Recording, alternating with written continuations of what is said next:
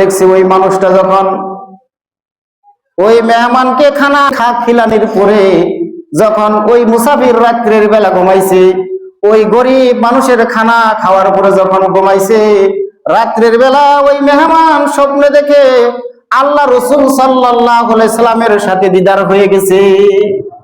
আগের জামানা, আমি আগের জামানার কথা কইতেছি, যে জামানার মধ্যে গাড়ি মোটরের কোনো সুবিধা ছিল না, মানুষ হাইডা হাইডা হাইডা হাইডা হজ করতো। ওই জামানার মধ্যে কিতাবের মধ্যে লিখছে মানুষ যখন হজে যাইতো, যাইতে যাইতে যাইতে যখন রাত হইতো, মুসলমান মানুষগুলো যে মসজিদ পাইতো, এই মসজিদের মধ্যে ঠিকানা নিত, নিয়ে অন্য রাত কাটাইতো। রাত কাটানোর উপরে আবার পরের দিন সফর করতো। আচ্ছা, এই মসজিদের ভিতরে যদি কোনো অন্য একটা জায়গার মানুষ যদি একদিন যদি এই জায়গায় মসজিদে যদি লাহেরে যদি রাত থাকে, থাকার পরে এই গ্রামের যতগুলো মুসলিম আছে চিনবো না, নতুন মানুষ কইতে গেলেও জিজ্ঞাসা করলে গম পাবো না, নিশ্চয় গম পাবো। এই নতুন মানুষ হাইডা হাইডা হাইডা হাইডা সফর করছে, এক মসজিদের মধ্যে ঠিকানা নিছে। ওই সারাদিন ওই গ্রামের মানুষ যেসব মানে সারাদিন মেহনত করে নামাজের সময় যেসব রাত্রের বেলা আইসা দেখছে মুসাফির মানুষ একটা জিজ্ঞাসা করছে, ভাই আপনি, ভাই আমি অমুক জায়গার মুসাফির, আমি অমুক জায়গায় যাবো সফর করার নিয়তে বাইর হয়েছি। এই মানুষটার কিছু কয় নাই, যাই বিবির সাথে পরামর্শ, বিবি আমাদের জন্য তো কর্তব্য, মেহমান আসলে মেহমানদারি করা সুন্নত। মসজিদের মধ্যে একজন মেহমান দেখলাম, এই মেহমানদারি করান লাগছিল। তো বিবিও কইছে যে আমরা যা খানা বানাইছিলাম আমারটা তো আমি খাইছি, ছেলে মেয়ের গুলো খাইছে, শুধুমাত্র আপনার জন্য আছে, আপনারটাই বাকি আছে।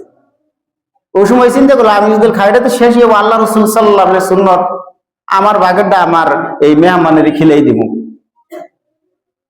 মেহমানের খিলেছে।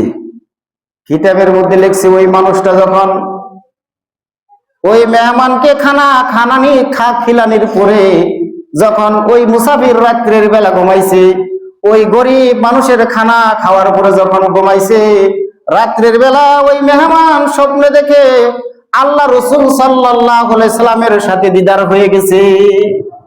আরে খানার বরকত, ওই মানুষটা যখন রাত্রির বেলা আল্লাহ রসুল সাল্লাল্লাহু আলাইহি সাল্লামের সাথে দিদার হয়েছে স্বপ্নে, ওই মানুষটার লোভ ধরলো, ভাই আমি যাবো না, কোন মানুষের খানা খাইলাম, আমি আজকে রাত্রেও থাকবই।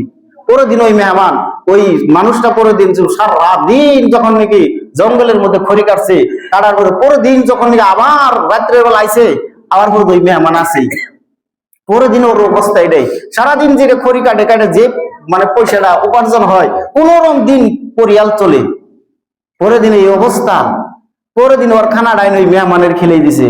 পরের দিন খিলানির পরে কিতাবের মধ্যে লিখছে ওই মেহমান ওই গরিব মানুষের খানা খাওয়ার কারণে পরের দিন ওই মেহমান আল্লাহ রসুল সাল্লাল্লাহু আলাইহি সাল্লামের সাথে দিদার হয়ে গেছে। পরের দিনও আল্লাহর নবীর সাথে দিদার হয়েছে।